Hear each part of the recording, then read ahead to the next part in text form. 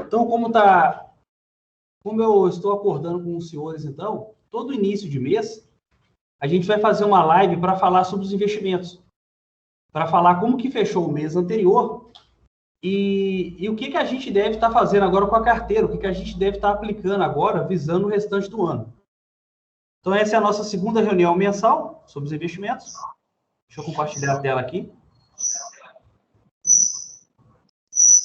Para a gente poder... Do transporte coletivo. Pessoal, tem alguém com o microfone ligado aí, se puder desligar ele. Geralmente, quando você acessa, quando tem mais de um acesso na mesma sala, a gente tem esse problema aí de microfonia. Aí, pelo menos um microfone tem que desligar. Vou sair isso aqui. Tá. Vocês estão vendo minha tela aí?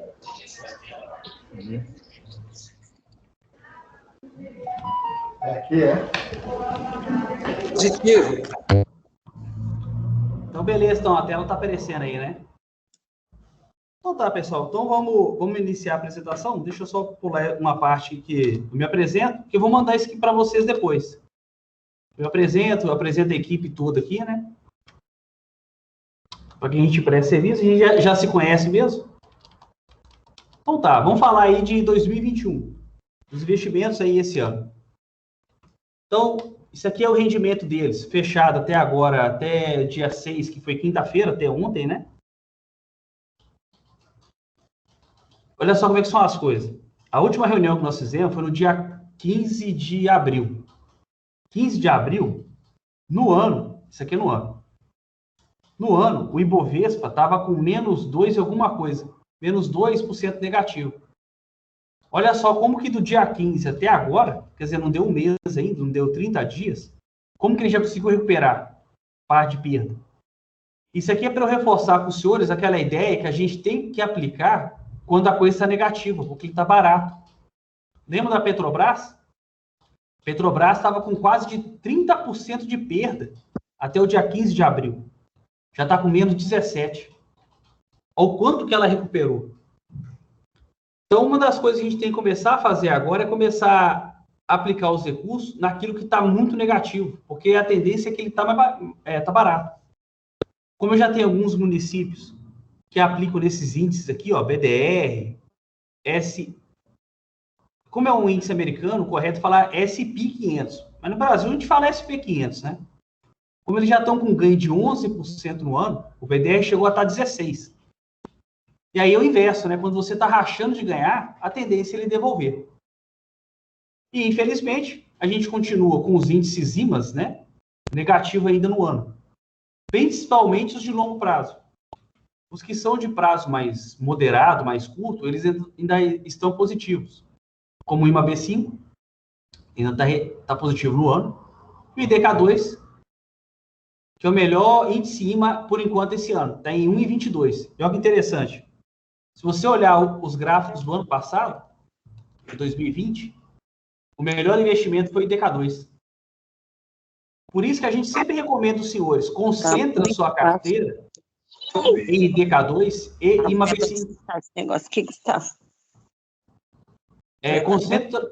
Concentra a sua carteira em IDK2 e IMAB5, porque a hora que o mercado sacode, dá aquele negativo, né, desvaloriza, os moderados são os que caem menos.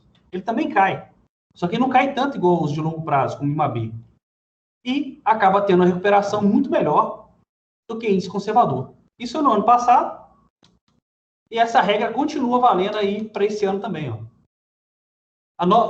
Nosso índice básico é o CDI. O CDI está rendendo 0,73.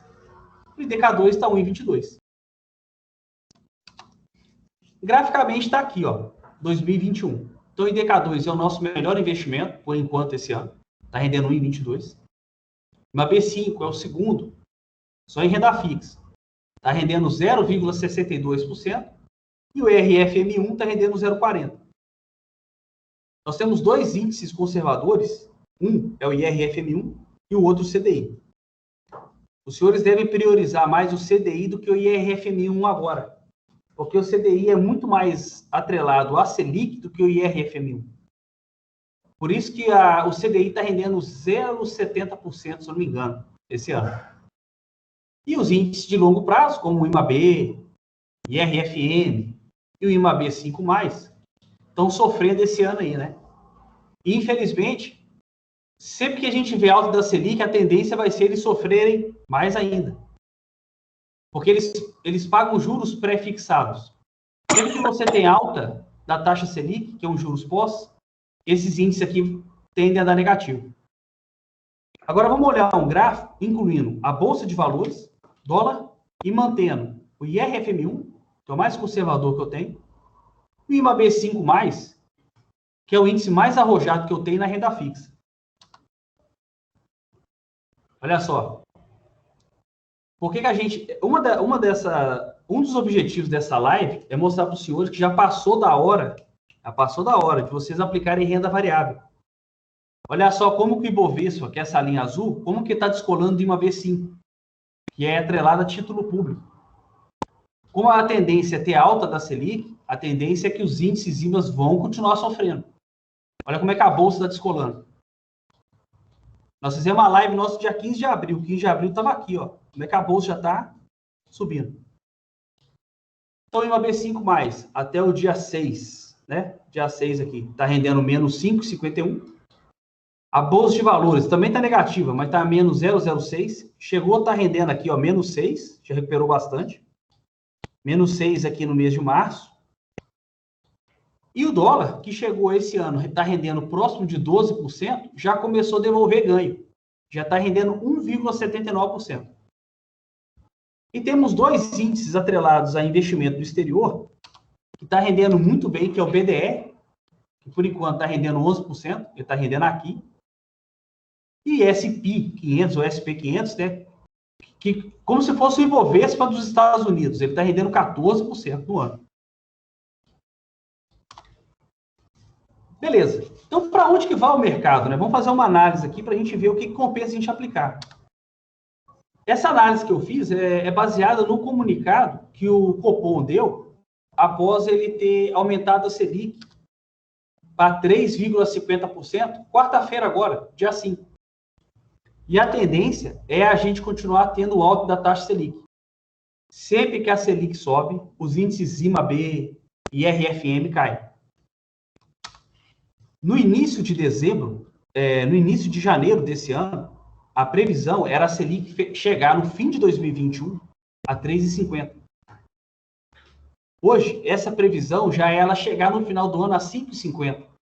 Olha só, em janeiro, a previsão era a Selic fechar 3,50 em dezembro. Nós já estamos 3,50 no mês de maio. Então, realmente, a Selic vai aumentar. E o Copom está prevendo que a Selic pode chegar a 6,25 no fim de 2022. Então, a Selic agora é só subir. E ela vai subir porque o ano passado a Selic estava em 2% e não deveria estar. O Copom ele baixou a Selic demais para ver se ele salvasse um pouco a economia por conta da pandemia, né, de Covid-19, mas não surtiu muito efeito. E com a Selic muito baixa, agora nós estamos tendo que fazer o reverso, tendo que aumentar ela. A inflação. Na cabeça do Banco Central, a inflação está controlada. A previsão, em janeiro de 2021, era o IPCA fechar em 3,40. Hoje, a previsão atual é que ele feche 5,10%. Por que na cabeça do Banco Central está controlado? Porque a meta de inflação do Banco Central para 2021 é a inflação fechar em 3,5%, com tolerância até 5,50%. Então, para ele, se ele aumentar a previsão até 5,50%, para ele está controlado. Mas a gente está vendo que a inflação está pipocando, ela está aumentando, né? A previsão aí, no dia 11 de maio, que nós vamos ter a divulgação do IPCA de abril, é que a gente vai ter um IPCA acumulado de 2,70. Mas sempre que você tem aumento da inflação, isso pressiona a taxa Selic para cima. Força o Banco Central a aumentar a Selic. Analisando agora a economia brasileira, vamos separar o setor público do setor privado. Segundo o Banco Central, o nosso grande risco hoje no setor público é o risco fiscal, que há muito tempo, desde 2015, a gente está gastando muito mais do que arrecada. Então, o endividamento público está ficando muito grande. E o Banco Central alertou para 2 pontos. O risco de prolongamento de estímulos fiscais para combater a Covid, que seria o auxílio emergencial. O Banco Central alerta que a gente já não tem mais margem para continuar estendendo o auxílio emergencial. E eu acredito que essa extensão do auxílio emergencial para esse ano, acho que esse é o último, não vai ter mais. E o Banco Central alerta para a morosidade das reformas que estão propondo, reforma tributária, reforma administrativa, a morosidade das privatizações e a redução da dívida pública, né, que a gente está sempre empurrando para a barriga. Se continuar dessa forma, nós vamos cada vez mais precisar de mais dinheiro emprestado. Então, o Tesouro Nacional vai começar a emitir mais título público. E para eu convencer as pessoas a emprestar dinheiro para o país, eu vou ter que aumentar a taxa Selic. Para a nossa taxa de juros aumentar, para convencer o investidor estrangeiro a emprestar dinheiro para nós. Mas lembrando, sempre que tem aumento da Selic, isso é ruim para as índices IMAs. Então, isso aqui é um fator negativo, né? Já pensando na iniciativa privada, no setor privado, a tendência é da gente ter valorização da Bolsa esse ano. Em janeiro, a previsão era que o PIB fosse fechar na casa de 4,36. Hoje a previsão é um pouquinho menor, é de 3,14%, mas ainda é um crescimento econômico. Então ainda é um índice favorável isso aqui. A Bolsa de Valores, por exemplo, hoje ela está em 119 mil pontos. A previsão é que ela possa chegar a 130 mil e já tem algumas consultorias que acreditam que ela pode chegar a 140 mil pontos. Então, isso mostra a valorização da Bolsa. Então, isso é um ponto positivo para quem está pensando em aplicar em renda variável. Já no caso da economia externa, é o pessoal que já está saindo fora da questão da pandemia, né? A tendência é de crescimento das economias chinesas, americana, europeia também, mas um pouco mais moderado. Por quê? Esses países lá fora, eles estão tendo um sucesso muito grande com esses programas de imunização da Covid. Só para vocês terem ideia, eu vi uma reportagem falando que o Brasil já imunizou 40 milhões de pessoas igual o Reino Unido. Ou seja, nós estamos vacinando a mesma quantidade de pessoas que o Reino Unido também está vacinando. 40 milhões de pessoas. Só que no Reino Unido, que engloba Inglaterra, País de Gales, Escócia e a Irlanda do Norte, tem 66 milhões de pessoas. Ou seja, os caras já imunizaram 70% da população. Nós temos 210 milhões de brasileiros. 40 milhões é nada. Não é nada ainda pelo tamanho que nós somos, entendeu? Então, quer dizer, o Reino Unido praticamente imunizou o país inteiro. Vocês devem estar vendo na televisão aí direto agora que eles estão fazendo testes, né? Com festas, com mais de 5, 10 mil pessoas para testar, para ver como que está a questão da contaminação. Outra questão de crescimento da economia externa. Os bancos centrais e os países já divulgaram que eles vão continuar dando estímulo fiscal e monetário para reaquecer as economias. O estímulo monetário seria esses auxílios, tipo emergencial. É que a gente não tem mais margem para continuar fazendo isso. Mas lá fora o pessoal tem. E a tendência é que a gente vai ter elevação dos preços das commodities, né? Com exceção de petróleo. Então, isso favorece, por exemplo, a Vale. Porque a Vale, ela vende principalmente para a China. A China é o grande consumidor da Vale. Por isso que a Vale... Deixa eu voltar aqui, ó. Um pouquinho. Deixa eu voltar um pouquinho. Se você olhar aqui esse gráfico, olha a Vale, quanto que ela já rendeu esse ano? 37%. Porque a China já superou a questão da pandemia, da Covid. O pessoal já voltou ao normal. E a tendência é que isso continue. Quem vende soja aí também vai ser favorecido com isso, né? Quem exporta mesmo commodity. E o dólar? Bom, o dólar é uma grande incógnita, né? Eu acredito. Agora, a minha opinião, porque por mais que o economista fala isso, fala aquilo, é complicado. Tem um economista, que eu não lembro o nome dele, que ele fala que a taxa de câmbio foi criada por Deus só para desmoralizar os economistas. Eu não lembro o nome do cara que falou isso. Mas olha só, a previsão era com que o dólar fechasse dezembro a 5,14. Agora a previsão atual é que ela fecha em 5,40 e hoje ele está em 5,20. O dólar, você tem que pensar ele não como investimento, mas como proteção. É bom você ter um pouquinho de investimentos atrelado a dólar,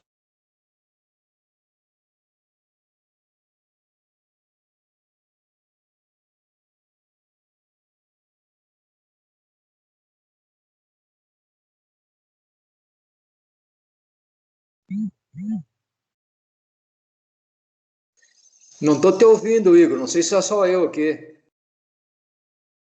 Igor, o som do Igor sumiu. O seu som tá falhando aí. Cortou para todo mundo. Agora veio. Voltou. Para mim ainda não retornou, tá sem som. Tá sem som ainda.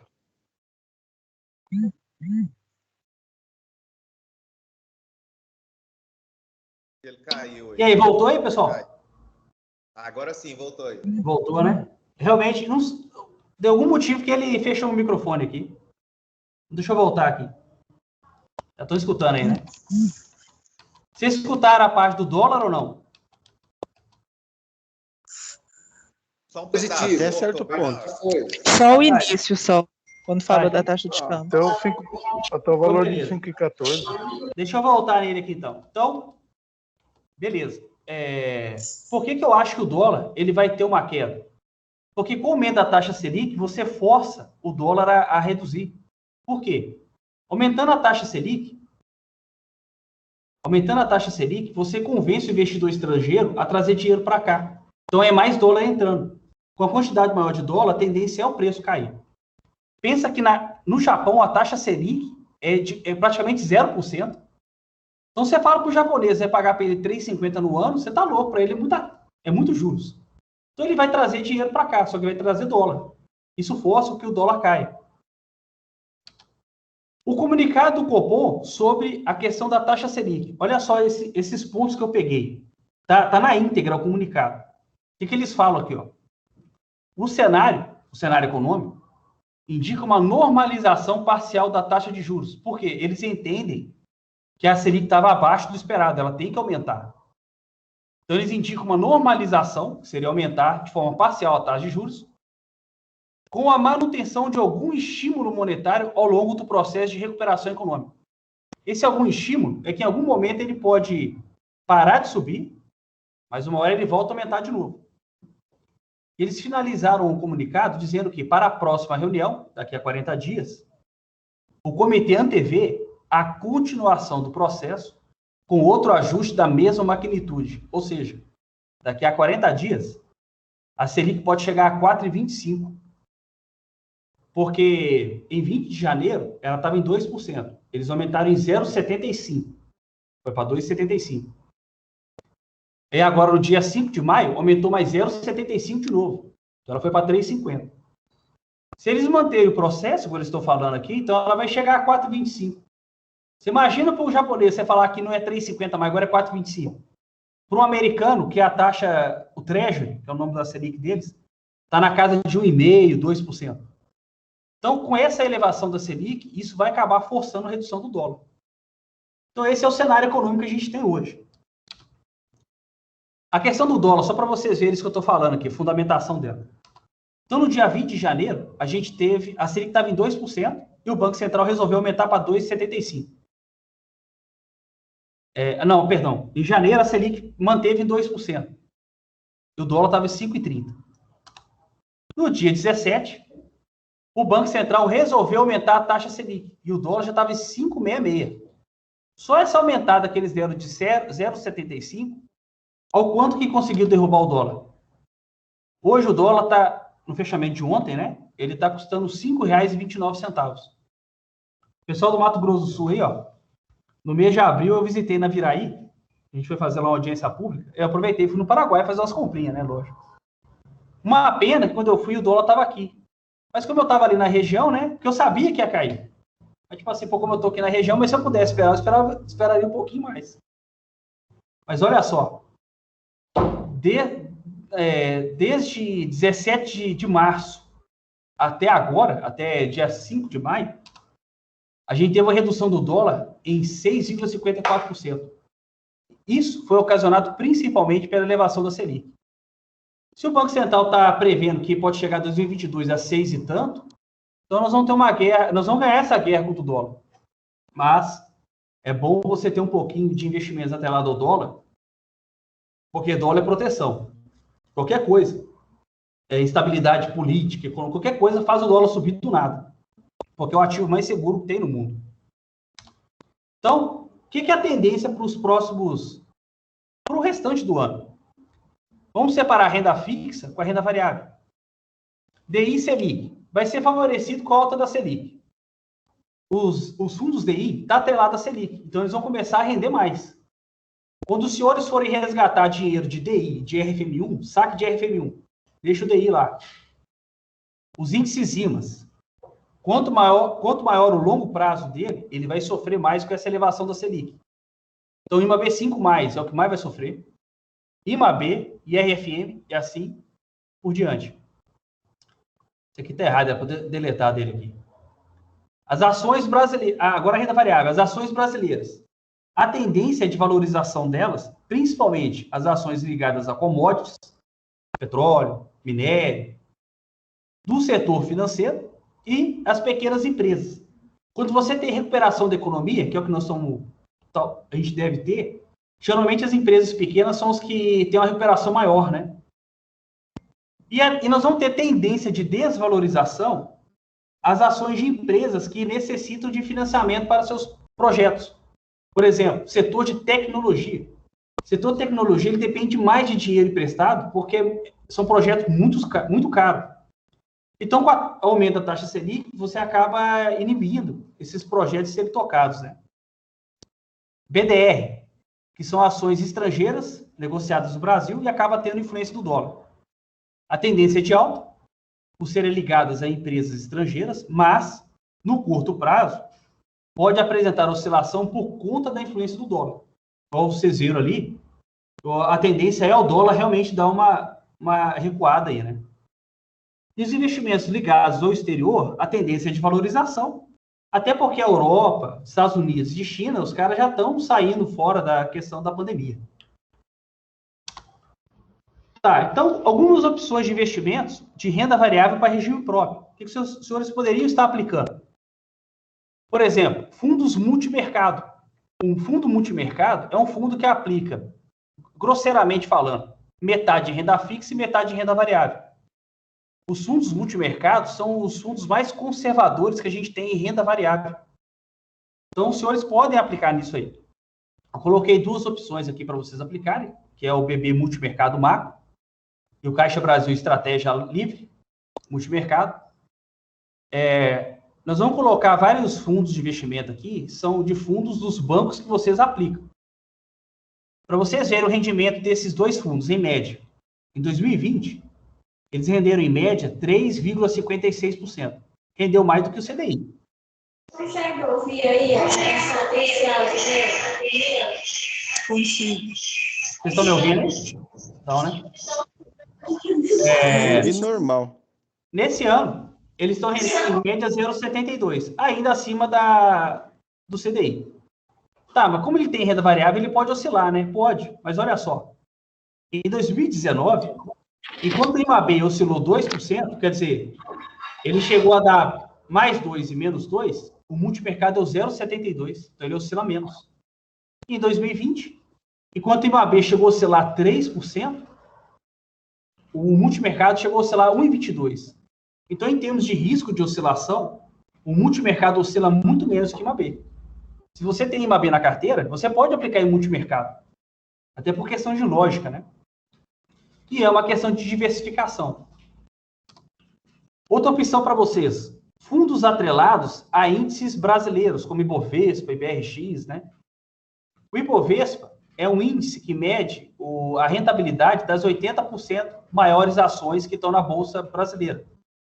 E o IBRX, geralmente ele mede a oscilação das 100 maiores ou 50 maiores empresas. Então aqui tem algumas opções para vocês, no Banco do Brasil, Caixa, no Itaú, Bradesco, no Sicredi, no Santander. Como eu sempre falo para os senhores, a consultoria não interessa o banco que você aplica. Meu negócio é o índice.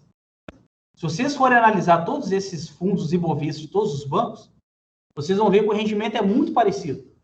Então, o banco é questão de opção de escolha de vocês. Como consultor, não faz diferença banco para mim. Se fizer diferença de banco para mim, você pode saber que eu estou ganhando comissão de venda, viu? E aqui embaixo, 3 opções de BRX. Você tem no Banco Brasil, Caixa e Bradesco. Outra coisa. Depois eu posso até falar sobre a questão de investidor qualificado, né? A questão que a projeção exige isso. Esse fundo do Bradesco aqui, ó, ele só é permitido para investidores qualificados. Então, regime próprio que não aderiu progestão, hoje é um investidor comum. Então, ele não pode aplicar nesse investimento aqui. Outra opção, fundo de ações selecionadas. O que são essas ações selecionadas? São fundos que é o seguinte, o fundo Ibovespa, geralmente ele aplica nas 80% maiores ações que estão no Ibovespa, até por obrigação. Quando é ações selecionadas, ele não tem essa obrigação. Então, se ele acha que aquela ação que faz parte do Ibovespa vai dar negativo, aqui no caso ele não escolhe ela. Então, teoricamente, entre escolher um índice Ibovespa e de ações selecionadas, o ideal é de ações selecionadas. Olha a comparação aqui, ó. Os fundos Ibovespas em 2020 renderam 0,09%. Esses de ações selecionadas renderam 8,83%. Em 2021, até o mês de março, os fundos atrelados ao Ibovespa deu menos 3%. O de ações selecionadas do Ibovespa deu menos 1,30%. Então, aqui é como se fosse assim, é o top dos índices das ações que estão no Ibovespa, entendeu? Seria mais ou menos isso.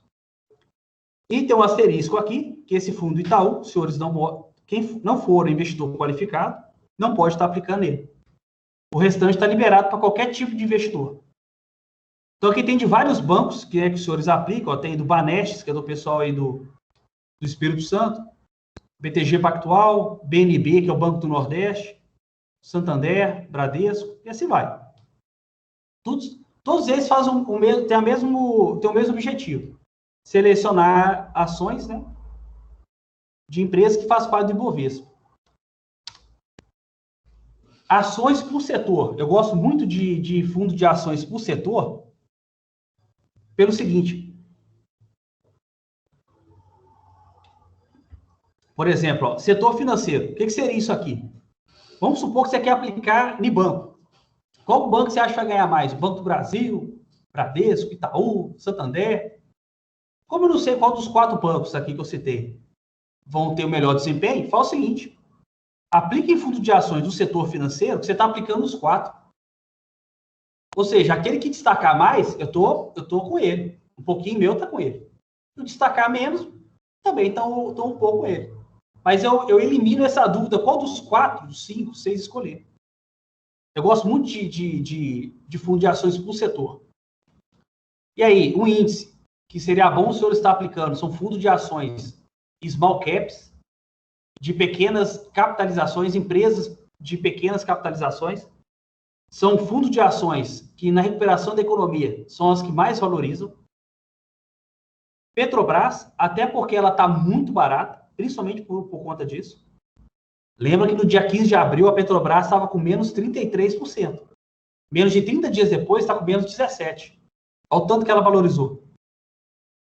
A Vale, apesar dela estar com um ganho já extraordinário, eu não recomendo você entrar quando está com um ganho muito grande, mas como a tendência ainda é da China necessitar ainda mais minério, compensa entrar na Vale.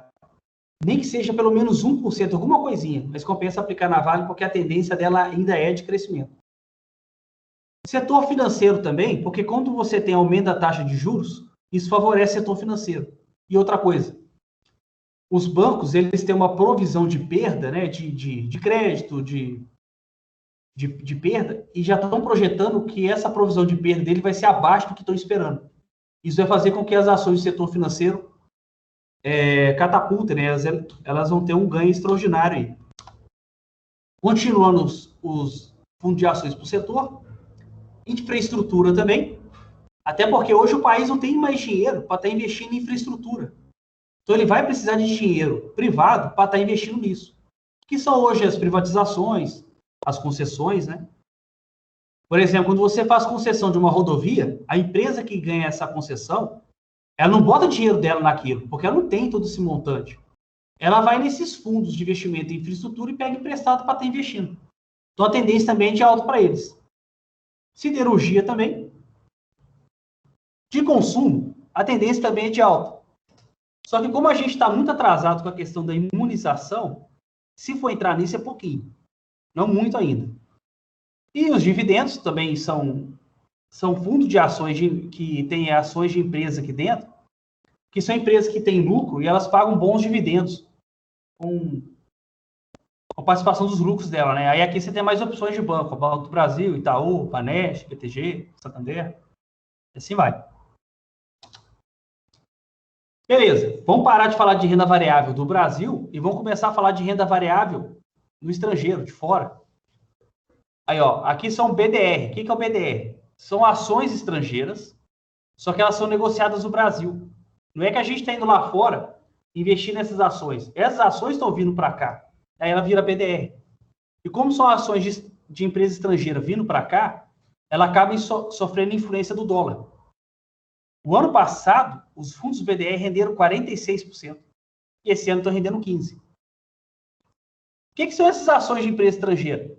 Esses fundos aqui, ó, são ações de Microsoft, Coca-Cola, Boeing, BM. Então, quer dizer, só empresa top, né? Tem risco de quebrar? Rapaz, até a gente toma Coca-Cola. Não tem quebrar, né? Se a Coca quebra, até o mendigo que na rua vai sentir impacto. Então, você não precisa esquentar a cabeça com isso. É que eu tenho 4 opções de BDR para você poder aplicar. Regime próprio pode aplicar, se eu não me engano, até 5 ou 10% em BDR. Bom, aqui só para os senhores verem como que isso que eu estou falando é uma tendência no Brasil. Isso é uma reportagem que eu vi no Valor Econômico, no dia 5 de março, mostrando como que o brasileiro começou a aplicar muito mais agora em BDR. Olha quanto que aumentou de dinheiro aplicado nesses BDR, que são ações de empresa estrangeira negociadas no Brasil. E para fechar aqui, ó, vão ter mais 2. Fundos atrelados a índices americanos, como o ISP 500, né? Que seria o Ibovespa deles. O ano passado rendeu 15%. Até agora está rendendo 7%. E a tendência é continuar rendendo mais. Ó, o governo americano lá, ó, ele quebrou a patente das vacinas para Covid. Ou seja, quem quiser fazer genérico de vacina de Covid, está liberado. Não precisa pagar licença, royalties para ninguém, não. Então, quer dizer, os caras estão literalmente querendo imunizar todo mundo, né? Se não me engano, eles já estão imunizando quem tem 14 e 16 anos de idade.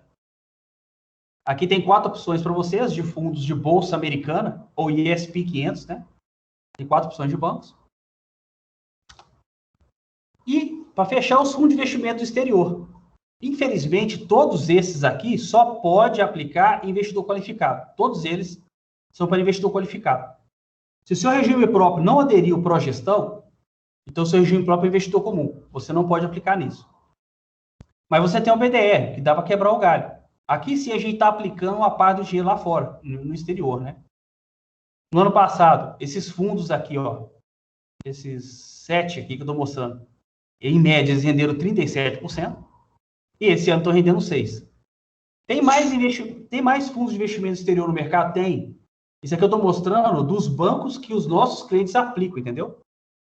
Mas claro que tem outros bancos, corretoras que têm fundo de investimento exterior. Mas isso são de bancos que os nossos clientes aplicam. Para vocês verem como que o brasileiro está interessado nesses investimentos no exterior, mesma reportagem que eu vi, em janeiro de 2020, nós tínhamos 50 mil cotistas aplicando em fundos de investimento no exterior, e em menos de 1 ano e meio, já são 344 mil. Então, é uma tendência mesmo a gente passar a aplicar mais em BDR e investimento exterior.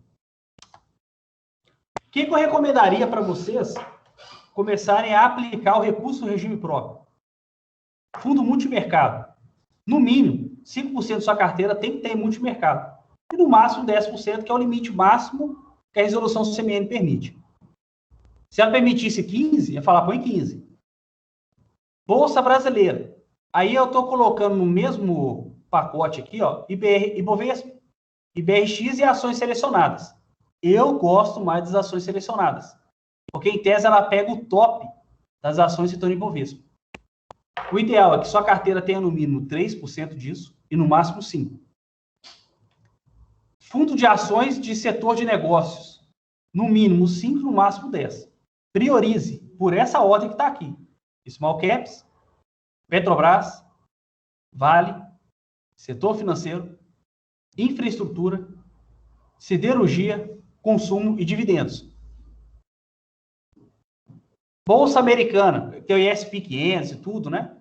No mínimo 5%, no máximo 10%. O BDR, por mais que eu acho que o dólar vai sofrer um pouco, só que ele está atrelado um pouco também ao ISP 500. Então, eu acho que 1% da sua carteira hoje você poderia ter. Eu tenho um município que tem muito mais que isso hoje, mas quem for entrar, tem 1%, não mais que isso. Ou 0,5%, entendeu? Porque pode ser que a gente vai ter uma desvalorização com ele. Mas é bom ter ele, porque a hora que a bolsa cai e a IMAB cai, isso aqui racha de dar dinheiro. Investimento exterior, somente para investidores qualificados, no mínimo 3% e no máximo 6%. Pessoal, para a gente fechar a apresentação, aí eu vou abrir para perguntas e tudo, o poder da diversificação. Os senhores têm que diversificar a sua carteira. Eu sempre falo isso. Assim, de todas essas opções, qual que eu tenho que aplicar? Se você puder aplicar em tudo, nem que seja um pouquinho, é bom. Porque aí você diversifica e você vai ter certeza que uma parte vai dar positivo, outra parte negativa. Você não fica apostando só em um índice. Olha só esse exemplo aqui, ó. É uma tendência, sempre que a bolsa sobe, o dólar cai, e sempre que o dólar sobe, a bolsa cai. Isso é uma tendência entre eles. Se em 2020 você me perguntasse quem vai render mais, Ibovespa ou dólar, eu te falar o seguinte: pega seu dinheiro, coloca metade Ibovespa, metade dólar. Porque eu não sei quem vai render mais. Como eu sempre falo, se eu soubesse qual que ia render mais, eu não ia trabalhar. Eu ia pegar meu dinheiro e ganhar com juros. Aplica metade de cada um. Em 2020, quem aplicou no CDI, que é o índice mais conservador que tem, nunca dá negativo e rende pouco, em 2020, e o seu dinheiro render 2,75%. Quem aplicou na poupança rendeu 2,13% ano passado. Quem apostou 100% no Ibovespa, o ano passado ganhou 2,93%. O cara que apostou no dólar foi o cara mais feliz. O ano passado ele ganhou quase 29%. Mas, então o melhor era o dólar. Sim, aqui em dezembro a gente viu que o melhor era o dólar. Aqui em janeiro eu não sabia qual que ia render mais. O cara que aplicou metade em Ibovespa, metade em dólar, viu o dinheiro dele render isso aqui, ó. 20%. Viram como que o poder da diversificação aumenta o seu ganho? Os regimes próprios, na média, eles têm uma carteira 100% em renda fixa. Na média, os regimes próprios têm uma carteira 30% em DI e RFM1, 40% em MAB5 e DK2 e 30% em MAB. Isso é conservador, isso é moderado, isso é arrojado. Esse ano, até o dia 5 de maio, até essa quarta-feira, quem tem essa carteira aqui está vendo uma desvalorização no ano de 0,37%. Quem tem uma carteira um pouquinho mais diversificada, que pegou 15%, tirou 10% do IMAB, aqui tem 20%, e tirou 5% do conservador aqui, DI-RFM1, e resolveu aplicar em Ibovespa e BRX, não estou nem colocando aquela de setor, não, hein? Ibovespa e BRX, só essa pequena diversificação a mais está fazendo a carteira dele hoje fechar em 0,03. E quem diversificou mais ainda, tem 80% em renda fixa, 10% em renda variável e 10% em investimento exterior, que eu coloquei o ISP 500 e o BDR, hoje a carteira dele está rendendo 1,33%. Qual que vai render mais? Não sei, mas aplica um pouco de tudo, porque você vai acertar alguma coisa. Isso é o poder da diversificação. Os senhores precisam começar a aplicar um pouco de tudo. Apareceu alguma coisa diferente? Vai lá e aplica. Porque isso vai diluir risco da carteira. Beleza?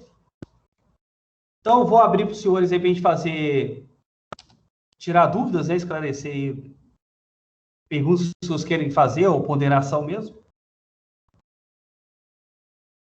Deixa eu abrir aqui. Então, se alguém quiser fazer alguma pergunta, alguma ponderação.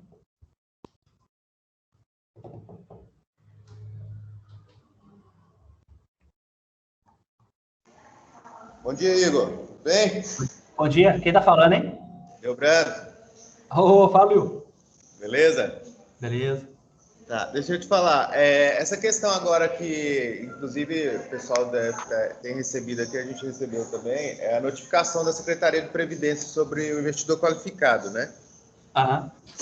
Todos os investimentos, eu vi você falando aí, todos os investimentos no exterior, nem todos são para investidor qualificado, né? Ou só pode investir no exterior quem é investidor qualificado? Ô, Will, todos os investimentos no exterior, todos eles são só para investidor qualificado. Deixa eu até olhar aqui. Se não me engano, o regime próprio pode aplicar até 5% nele. Mas, quem não for investidor qualificado, você tem o BDR para você poder aplicar, para dar mais ou menos o mesmo sentido. Tem o ISP 500 também, né? São alguns fundos de investimento que você pode aplicar. Mas quando ele é caracterizado de investimento do exterior, aí é só investidor qualificado. Aí você não pode aplicar. Eu vi você falando aí desse Global Equities aí da Caixa mesmo, ele é para investidor qualificado, então. Quem não for, não pode investir nele, então. Não, não pode. Tá. E você já sabe o que vai acontecer? Quem tem esse investimento, vai aparecer irregularidade na DAIR, é isso? Não. O que a resolução CMN fala é o seguinte: quando o regime próprio deixa de ser investidor qualificado, aquilo que você já aplica não vai te deixar irregular. Só que você está impedido de fazer novos aportes nesses fundos, entendeu? Quem já aplicou antes do desenquadramento, da perda do investidor qualificado, não vai estar irregular. Só não pode fazer aporte mais. Ah, tá. Então quem tá não precisa sair agora, não, né? Só Não tem aplicar necessidade, mais. não. Mas com certeza, do jeito que tá a bagunça o CadPrev aí, com certeza quem quer aplicar nisso vai receber regularidade, né? Aí vai ter que explicar que não, eu já aplicava antes. Aquela coisa toda. Né? Possivelmente. Eles devem notificar, né? Aí você explicar através do GESCOM lá que já existe a aplicação, né? Vai ter que justificar Ou depois. ou então também tem a questão das instituições financeiras começar a reenquadrar esses fundos, né? Para não perder os investidores aí, né? Também. Tem umas perguntas no chat aqui. Peraí, deixa eu ver como que eu consigo ver ele.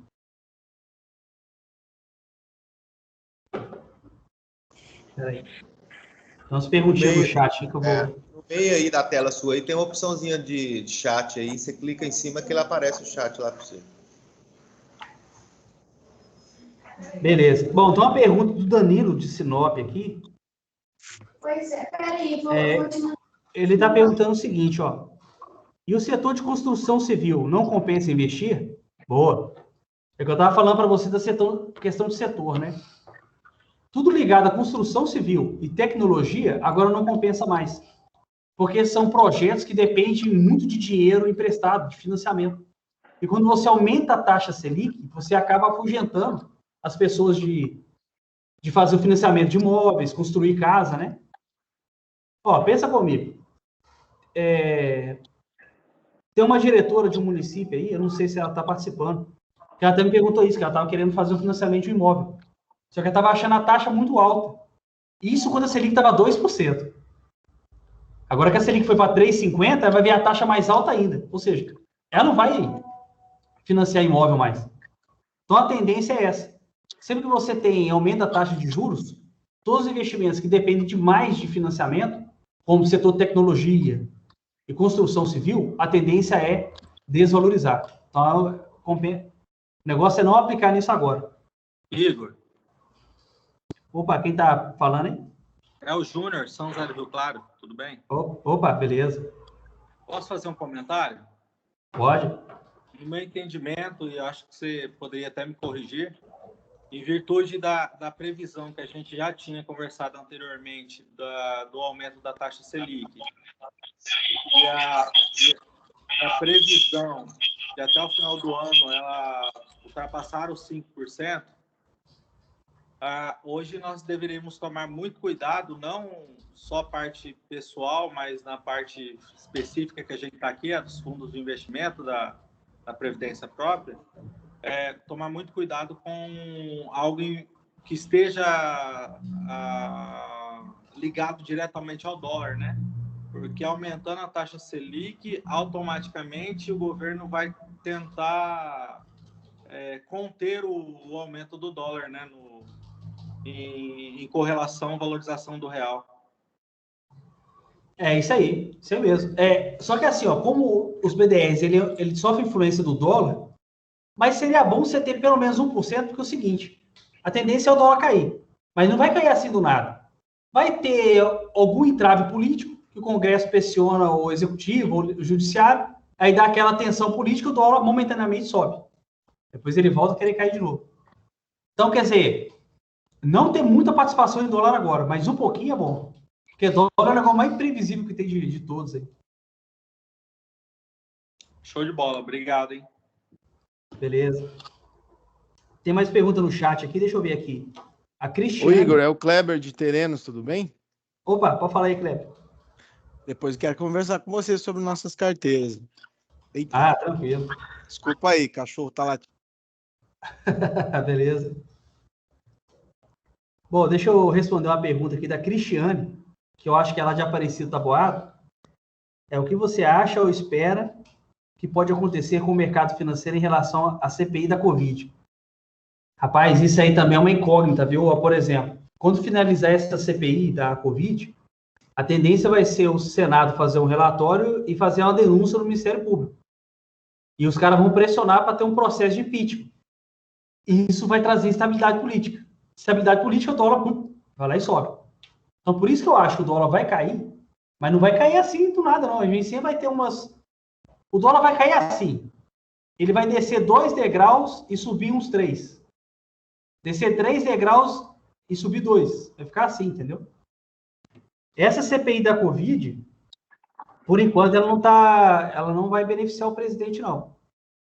O Taish, por exemplo, já falou que ele saiu porque ele foi pressionado a colocar como recomendação a cloroquina, que é o que os caras estão mais batendo nele. E, por mais... Independente do que vai dar, vai trazer estabilidade política. Então, a gente pode ter um solavanco no mercado aí, nem que sejam umas 2, 3 semanas, né? Esse é o risco que a gente pode ter. Igor. Quem tá falando aí? É o Júnior. São José, mais uma vez, só um comentário. Opa.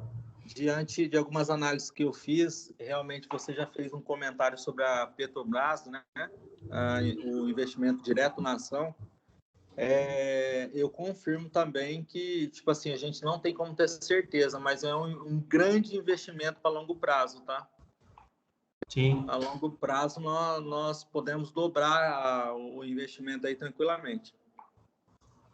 E de todas as ações de empresa brasileira, você pode aplicar sem medo, a que está mais desvalorizada é ela. Então, quer dizer, ela está barata. É aquela ideia. Você vai no supermercado, você tem 2 frutas, uma maçã e uma pera. A maçã está custando R$10, a pera R$1. Qual que você vai comprar? Você vai comprar mais barata. Então, é a mesma ideia. A Petrobras está muito barata. Então, compensa ter investido um pouco nela. Com a queda do dólar também beneficia a Petrobras, porque a gente também compra petróleo de fora, então a gente paga em dólar.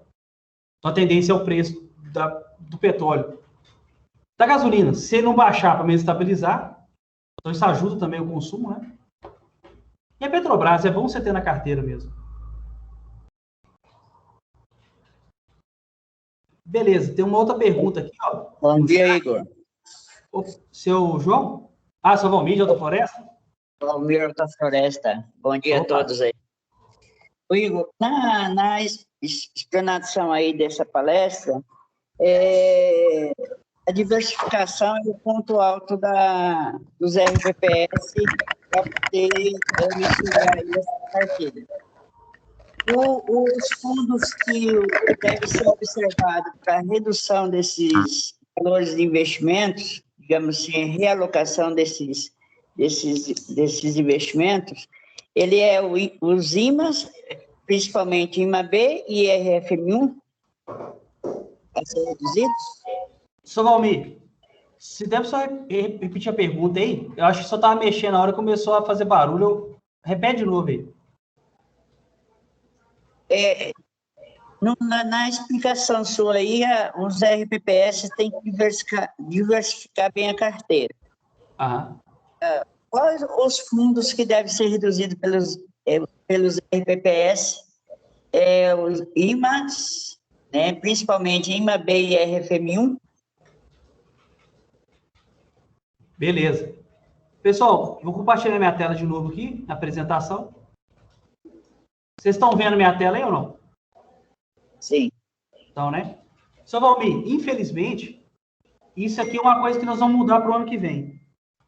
Infelizmente, quando a gente pensar na política de investimento de 2022, nós já vamos fazer as alterações em dezembro de 2021.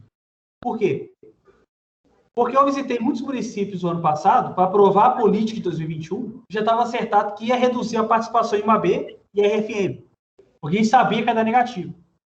Só que ia fazer isso em 2021. A gente não teve oportunidade para fazer isso porque os índices IMAs já iniciou o ano desvalorizando. Em nenhum momento eles conseguiram passar do ponto zero. Então, quer dizer, eu só mexer neles agora vai caracterizar a realização de prejuízo. Aí Tribunal de Contas vem até doce em cima de você para te notificar. Então, infelizmente, de IMA-B e RFM, não dá para mexer nele. Eles vão sofrer mais? Vai sofrer mais. Só que não podemos mexer com ele negativo. Então, vou separar a pergunta só em duas respostas. Primeiro, o IMA-B e o RFM não dá para mexer, porque já estão negativos. E a segunda questão é o seguinte, é que o senhor deve estar com muito fundo de investimento que está com ganho. Seria bom o senhor estar resgatando esses ganhos para proteger eles. Deixa eu mostrar a carteira de Alta Floresta para vocês verem aqui, ó. O pessoal de Alta Floresta diversificou bem a carteira deles há muito tempo, ó. Há muito tempo, eles aplicam demais nesses fundos de setor. Aí, ó, tem Ibovespa aqui. Ações selecionadas. Construção civil, setor de consumo está aqui, as small caps está aqui, isso deve estar rindo à toa, que isso aqui está rendendo 5% esse ano. Dividendos, infraestrutura que está rendendo 4%, setor financeiro, exportação que rachou de ganhar dinheiro ano passado, quando o dólar pipoca ele ganha também. Tecnologia, seu Valmir, já não aplica mais não, viu? Tecnologia, vou até mudar aqui. Tecnologia, o que o senhor tem já está bom. E construção civil também. Porque a tendência vai ser deles sofrerem agora. Ó, setor de energia eles aplicam também. Vale. Ó, só a Vale, só esse ano já rendeu 30%. E Petrobras, né?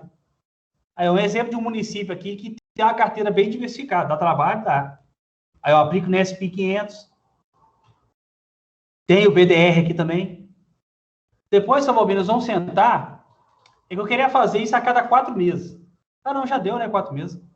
A gente sentar e ver o que a gente tem de ganho enorme e resgatar ganho. Porque da mesma forma que você está rachando de ganhar, você devolve ganho. Se você está perdendo, uma hora recupera. Então tem investimento aqui, ó. Small caps. A gente poderia estar tirando o ganho dele. Infraestrutura também. A tendência é estar devolvendo ganho. Depois a gente senta e vê isso aqui. Então, infelizmente, do IMA-B a gente não vai mexer nele, porque, né, ele já entrou o ano negativo. Então, não, se resgatar agora, vai caracterizar para órgão de fiscalização que o senhor realizou perda. Vai ter que continuar sofrendo aí com eles. Respondido aí para o senhor? Sim, respondido, Igor. Mas eu acho que é importante essa palestra para que a gente possa ir verificando assim o equilíbrio dos fundos de investimento. Apesar da gente ter uma carteira muito bem diversificada, mas essa oscilação de mercado a gente sofre muito, porque às vezes a gente pensa que o diversificar a carteira é ter uma rentabilidade equilibrada, e na realidade não acontece isso, né? Então, por isso que às vezes a gente fica meio com o pé atrás na questão de vamos avançar ou vamos aguardar, né? Vamos mudar. Então, e a responsabilidade previdenciária, ela deixa a gente muito preocupado com o futuro. Mas a Alta Floresta está contente, sim, com a diversificação da carteira e com o apoio aí da consultoria também. Beleza. Deixa eu responder uma pergunta do chat aqui, ó, é da Leocádia, de Cotriguaçu. Bom dia. Nossa carteira está aplicada 95% em renda fixa. Está sofrendo aí, né? Considerando o cenário atual, seria interessante resgatar dos fundos em renda fixa e aplicar em renda variável? Leocádia, o que a gente acabou de falar, infelizmente, por mais que a gente está vendo que vai continuar sofrendo, você não pode tirar ele agora, porque vai caracterizar a realização de prejuízo. Principalmente um município igual os seus, que naquele estudo de duração do passivo que a gente faz na avaliação atuarial, vocês vão começar a consumir o que está poupando lá para 2036. Ou seja, está na cara dura, que não faz sentido você resgatar, porque você não vai usar o dinheiro, você não precisa dele. Agora, o que a gente pode fazer é o seguinte, se você tiver uma participação muito grande em DI e RFM1, a gente diminuiu um pouquinho disso e está aplicando em renda variável. E também, os próximos repasses que vocês estão recebendo, assim que apagar as obrigações de sobrar, essa sobra, vamos aplicar em renda variável. Aumentar mais a participação. Vocês já tiveram uma participação maior em renda variável no passado, né? Hoje já está um pouquinho menos. Tem mais uma pergunta aqui no chat, que é do Fernando Cremonese. Em relação à construção civil, existem fundos da construção civil que ainda acumulam 30% a 40% de desvalorização. Mesmo assim, não seria indicado aplicar um pouco e ver se recupera? Se você... Fundo de ações de construção civil que está com menos 30, menos 40, é um caso de pensar porque ele está barato. Mas só que, assim, o cenário não está favorável para ele. Porque a tendência de aumentar a taxa de juros é ficar mais caro o financiamento. E um financiamento desse de longo prazo, que você casa com uma dívida dessa, né? As pessoas ficam com receio de fazer financiamento. Então, quer dizer... e pensa que o ano passado a Selic estava em 2%. Foi o patamar histórico da Selic baixa. Eles fecharam em menos 30, menos 40. Então, com a Selic subindo, é difícil eles recuperarem. Num caso desse, pode ser que a sua pergunta, às vezes, não seja para regime próprio, seja para pessoa física. Num caso desse, se você fosse aplicar, eu ia falar o seguinte, cara, não aplica mais do que 1%. 0,50%. Só porque está barato, entendeu? Mas o cenário não está favorável para eles. Ô, Igor. Opa, quem está perguntando aí? É o Júnior. Só para fazer um comentário, uma adenda aí da construção civil, o custo dela ficou muito caro hoje. O custo da construção civil está muito caro também. Não é só a parte do financiamento, a taxa Selic subindo, mas o custo... uma barra de ferro, por exemplo, de 1 ano e meio atrás, ela hoje custa 3 vezes, né? Eu tive essa análise porque eu tive que fazer esse investimento. Então, o custo está caro também e reflete diretamente. Então, atrapalha o crescimento dela, na verdade, né? Ô, Júlio, essa fala sua foi sensacional. Tem isso também. Não só a questão do financiamento é desfavorável. O INCC, que é o Índice Nacional de Custo da Construção Civil, ele está no topo histórico. Os produtos de construção civil, né, os materiais, estão muito caros. Isso também afugenta a pessoa tá mexendo com isso. Boa sua fala aí, viu? Igor, Delbrando. Fala, eu. Com essa questão, com essa tendência do dólar tá vindo mais um pouco, reduzir mais, cair mais um pouco por causa da Selic, algumas instituições aí têm lançado, igual, por exemplo, a Caixa, né, fundos de investimento apostando na queda do dólar, né? Seria uma opção, né, de investimento aí para os FPPS aí, que tem principalmente BDR, de repente equilibrar a carteira com esses fundos, né? Que é short, né, que aposta na queda. O que você acha? O que o Delbrando falou aí, eu não coloquei ele na pauta porque achei que ia ficar muita informação, mas ele tem razão, sim. Os bancos começaram a criar uns fundos, apesar que até agora eu só vi a Caixa, viu, cara? Por isso que eu evitei de falar, que eu ia concentrar nela. A Caixa, né, criou um fundo que ele aposta na queda do dólar. Ou seja, se o dólar cair, você vai ganhar dinheiro com ele, porque ele travou a operação no preço que está o dólar hoje. Então, o que seria a ideia? Vamos supor que o dólar está R$6. Então, ele já travou uma operação que daqui a 1 ano, 2 anos, se o dólar tiver a 5, 4, alguma coisa, quem comprou esses contratos desse fundo vai ter que pagar os R$6 para você, porque é o que está acertado. Então, é um fundo que aposta na queda do dólar. E pensando em diversificação, nossa, é mais uma opção para a gente diversificar.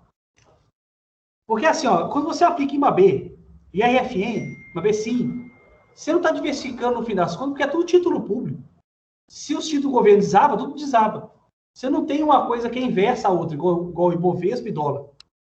Esse fundo que o Delbrando falou, sim, ele já é um... Ele ajuda demais na diversificação, porque ele aposta nessa queda, né? Então, seria sensacional se aplicar num fundo que vai seguir a alta do dólar, quer dizer, que ele só vai ganhar se o dólar subir, e você aplicar num fundo, se o dólar cai, você ganha. Então, você trava a operação e mantém um mínimo de ganho. Tem os fundos com o nome de hedge, short. Eu posso preparar um material para a próxima apresentação nossa, né, lá para junho, todo mês vamos fazer uma, falando sobre esses fundos para vocês aí.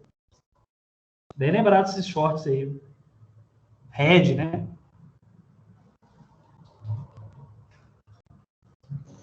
Tem que ver se ele não é para investidor qualificado. Ele é para investidor qualificado? Você já agora ele não, né? Eu acho que não. Eu vou dar uma olhada, mas eu acho que não, porque ele é classificado como multimercado. Isso, é multimercado, verdade. Bom, tem mais uma pergunta no chat aqui, é da Flávia Luciano Ramos. Na sua opinião, o RPPS, que não é classificado como investidor qualificado, está perdendo boas oportunidades? É a Flávia de Paranhos. Flávia, até que não, sabe por quê? Porque são poucos fundos que é permitido para investidor qualificado. Quer ver? Vamos pegar a própria Paranhos aí. Se você não é um investidor qualificado, então você está proibido de aplicar em FDIC, Fundo de Investimento em Direito Creditório, Fundo de Investimento Imobiliário, Fundo de Investimento em Participação e Fundo de Investimento Exterior, que são 4 segmentos que vocês não aplicam, entendeu? Então não está fazendo diferença nenhuma você ser investidor qualificado ou não, né? E geralmente esses fundos para investidor qualificado, ele permite você aplicar 5%, não é muita coisa não. Então não está fazendo essa diferença toda não, viu? Então, quer dizer, quem não é investidor qualificado, aí pode ficar tranquilo, você não está perdendo oportunidade, não. Igor, o Progestão, pelo que o andado da carruagem da Secretaria, né, eles devem, acho que eles estão fazendo esses movimentos aí exatamente para os RPPS estarem aderindo, né? Eles devem, acho que no médio prazo aí, transformar esse Progestão em obrigatório. O que você acha disso? Cara, eu acho que uma hora eles vão obrigar o pessoal a aderir ao Progestão. Ou, se não obrigar efetivamente, vão criar essas amarras que vai te forçar a aderir, como você falou aí, né? Você vai acabar sendo obrigado. Por exemplo, dependendo do nível que você está no Progestão, ele permite com que você possa aplicar um pouco mais em fundo multimercado. Todo regime Pro pode aplicar no máximo até 10% em multimercado. Quem é nível 2 já pode aplicar 15%. Nesse ponto aí sim você começa a ter uma desvantagem, não ter Progestão, né? Fundo de ações, vocês podem aplicar até 30%. Quem é nível 2 já pode aplicar até 40%, né? Então eu também acredito que com o tempo, daqui a alguns anos, já o Progestão vai ser obrigatório, ou você vai estar tão sufocado com um monte de amarra que você vai acabar tendo que aderir, não tem como. Quer ver o pessoal querer aderir e fazer isso, eles vincularem aquela questão do empréstimo a servidor, né, através do RPPS, quem tem um Progestão. Nossa senhora, aí o pessoal vai correr atrás para aderir, entendeu? Aí acabou. O Delbrando está falando o seguinte, é porque a Constituição Federal, a emenda 103 de 2019, foi a reforma da Previdência, ela permitiu com que regime próprio faça empréstimo consignado ao segurado, somente o servidor efetivo. Não pode fazer isso ainda, porque a Constituição fala que isso tem que ser regulamentado por um órgão específico. que deve ser a CMN, né, o Conselho Monetário Nacional. Apesar de alguns ter receio, vocês não têm noção o poder que vocês vão ter na mão de estar trazendo rentabilidade para o regime próprio e estar com empréstimo mais em conta para o servidor. Hoje você tem consignado que está na casa de 1,70 de juros ao mês, 2 e pouco. Se você empresta para o segurado a 1%, além de ser 1% algo muito barato para ele pagar, no ano vai representar 12,68% de rentabilidade garantida. Nós estamos sofrendo desde o ano passado com as aplicações financeiras. Então, você se permitiu, estou dando um exemplo, não sei se vai ser isso, se permitiu o regime próprio emprestar até 5% do seu patrimônio em consignado, é 5% que você pode fazer render 12,68 no ano, garantido. Os fundos de pensão, previdência complementar, a resolução CMN deles permite com que eles emprestem até 15% do seu patrimônio como empréstimo consignado. Somente para os participantes do fundo. Não é que tá Deus dará, não. E deve ser a mesma coisa para a regime próprio. E se vincular a obrigação de ser investidor qualificado, realmente eu não duvido, aí acabou.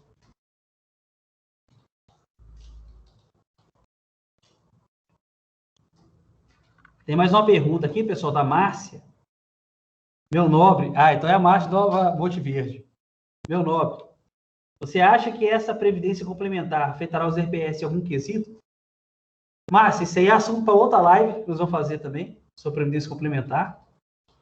Mas ela vai afetar, sim. A tendência da previdência complementar é tentar reduzir o déficit dos regimes próprios, né? Porque assim que você implantar uma previdência complementar aí, você já limita o valor dos benefícios que você vai pagar. Os benefícios que você vai pagar no seu regime próprio vai ser até o teto do regime geral, que é 6.400 e pouco. E a pessoa também que ganha acima disso, ele também vai contribuir até os 6.400 e pouco. Então vai ter algumas mudanças aí que vai acabar afetando para ajudar o regime próprio mesmo. O regime próprio, sim, vai ser uma boa a previdência complementar. Vai ser um assunto para outra live, que eu tô devendo para vocês aí.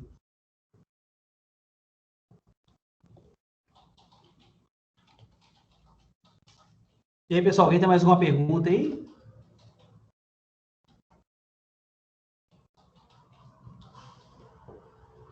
Tá tranquilo, então? Então, podemos encerrar a apresentação aqui, né? Então, pessoal, alguém aí liberou o microfone? Beleza? Muito obrigado pela aula ali do nosso amigo Igor. Um abraço, até a próxima. Beleza, João? Obrigadão aí. Obrigada, Igor. Bom dia aí, viu? Valeu, Poliane. Então, pessoal, vou agradecer a participação de todo mundo aí. Essa live vai ser gravada, nós vamos disponibilizar depois no YouTube. E essa apresentação que eu fiz aqui, eu também vou liberar para vocês poderem pesquisar, tá dando uma olhada aí e conversar com seus conselhos de comitê. Beleza? Então, agradeço a participação de todo mundo aí. Até dia 7 de junho, que a gente deve fazer a nossa próxima live, fazendo o fechamento aí do mês de maio. Valeu, pessoal. Até mais aí. Um abraço. Falou. Obrigado. Um abraço. Valeu. Obrigada, Igor. Muito bom.